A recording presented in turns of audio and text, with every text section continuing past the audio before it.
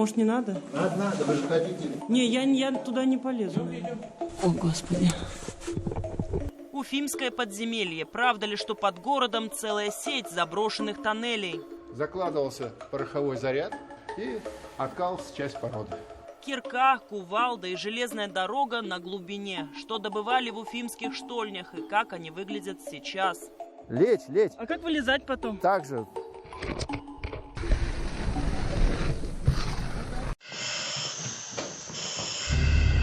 Смерть в конце тоннеля. Обстоятельства гибели 6 студентов в городских катакомбах. Они развели костер, они жгли электрический кабель, в результате получили отравление. Почему нельзя строить над штольнями и что угрожает зданиям, если под ними пустота? Когда нету породы, просто инструмент проваливается и опять будет дальше.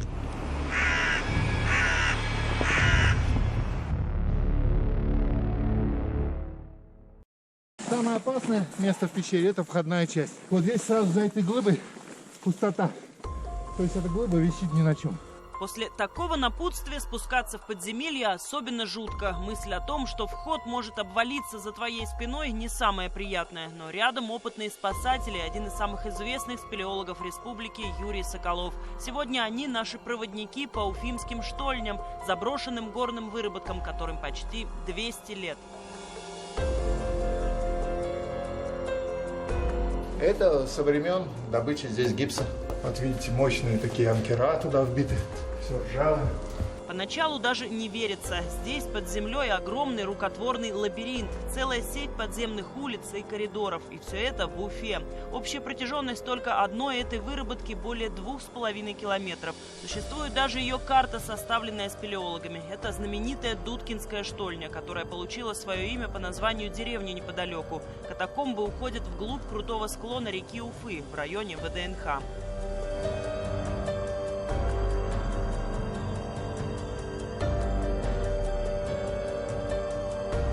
Ширина хода штольни примерно 7 метров, высота около 3-4.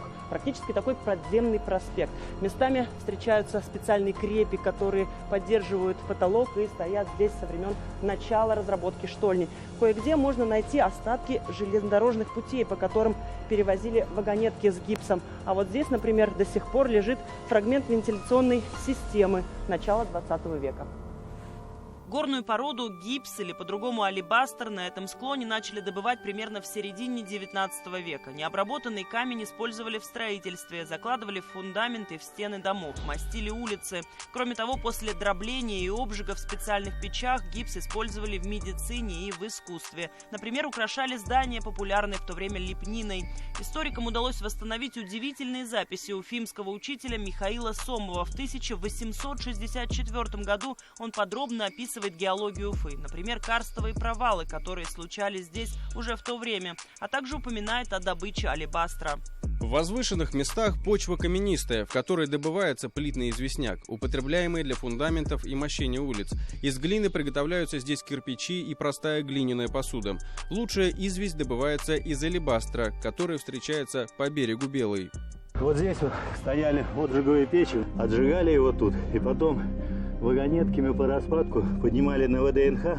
На этих архивных кадрах уфимский спасатель Евгений Михайлов. Ребенком он бывал в этих штольнях, когда здесь еще кипела работа, и своими глазами видел, как добывали гипс. Дядюшка у меня работал, отец, когда молодые были до войны. Добывали тут сначала ручным способом, вывозили на тележках, на киркой, лопатой, да? Потом уже пошли вагонетки, а уже после войны тут уже начали машинами вывозить. Сегодня внутри Дудкинской штольни мы находим подземный кирпичный склад, где хранили взрывчатые вещества. С их помощью и были проделаны все эти галереи. Специальные стойки железные стояли, несколько штук. Сейчас одна осталась.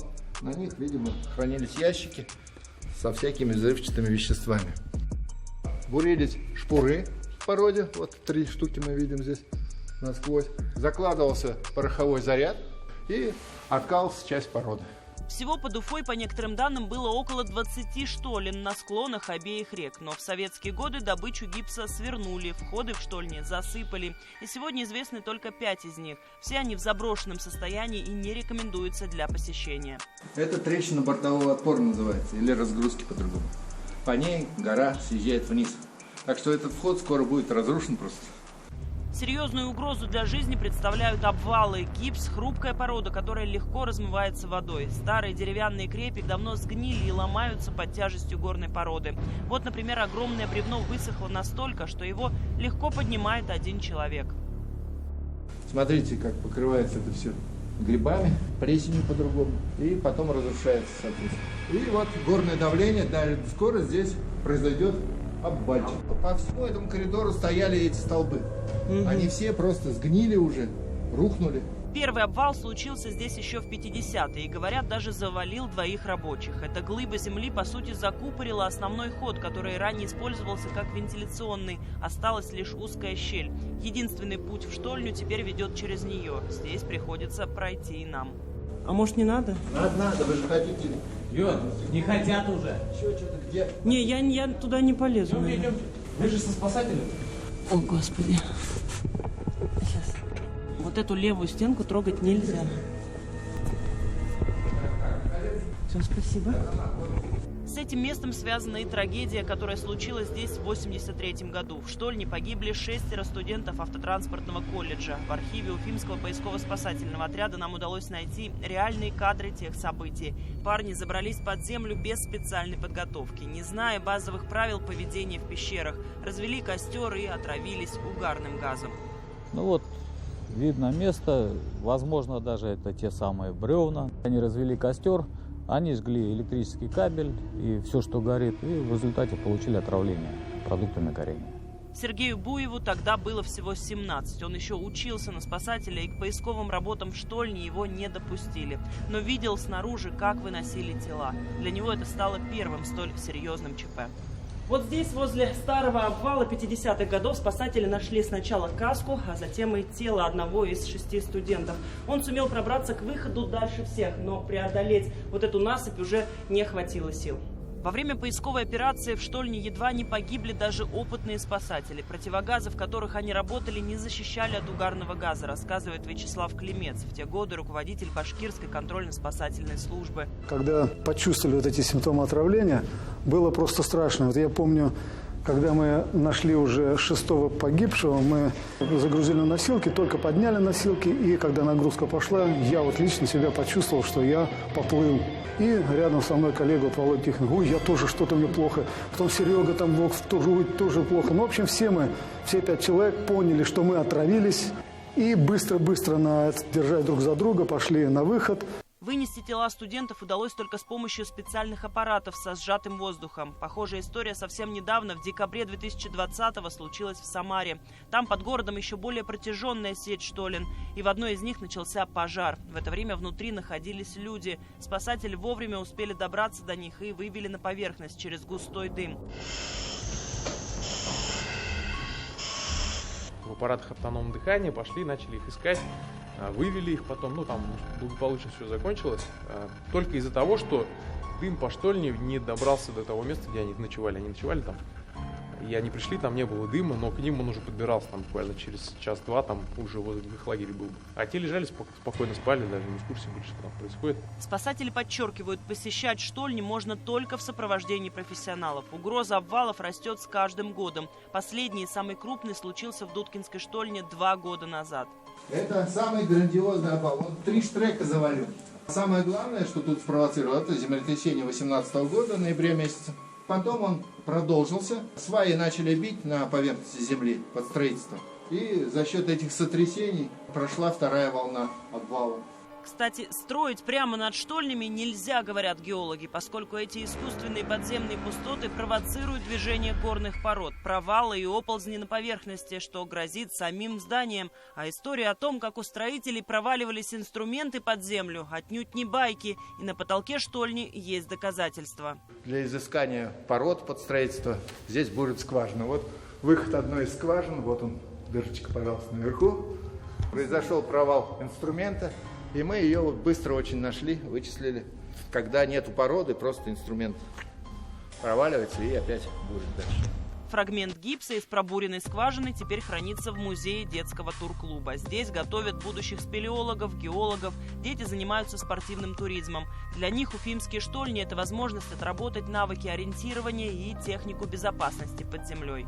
Нашли вот такой вот незатейливый инструмент старинный. И он плесенью даже кое-где покрыт. Тяжелый достаточно, килограмм 7. Только аккуратно. Ноги-то не защищены. Аккуратно. Юрий Соколов знает все о подземелье. Изучать пещеру он начал с 10-летнего возраста вместе с родителями. Его дед Евгений Богданович был первооткрывателем одной из крупнейших пещер Урала, так называемой пропасти Сумган. Много лет Юрий Викторович ведет спелеокадастр республики. Сейчас в нем 1160 пещер. Вместе с ним и группой детей из турклуба мы отправляемся на исследование еще одной уфимской штольни в районе Дворца спорта. Раньше она была известна как Воронковская, по названию небольшой железнодорожной станции Воронки.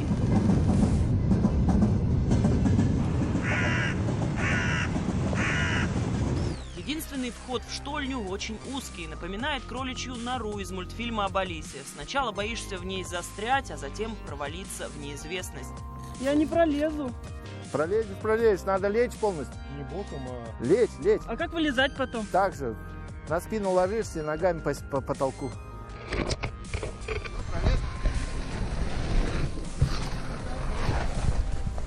Все, я здесь, все нормально. Ой-ой-ой, не прохожу. Здесь подкопать придется на обратном пути. Задача группы – провести топосъемку штольни, а также внести на карту новые данные по обвалам. Мы изучаем штольню, рассматриваем, где произошел новый обвал, где вырос старый обвал, и записываем это все. Направляя луч, мы производим замеры и узнаем длину. Видим азимут и видим угол наклона. Для того, чтобы построить какой-то план. Под землей ориентироваться, кроме как по плану, уже никак нельзя, потому что нету привычных спутников, там навигатора или еще что-то. Все это у нас не работает. Эта штольня находится рядом с железной дорогой и считается самой обвалоопасной. Когда проходит поезд, замирает сердце, дрожь земли ощущается физически. Пожалуйста, опять идет поезд и опять трясется.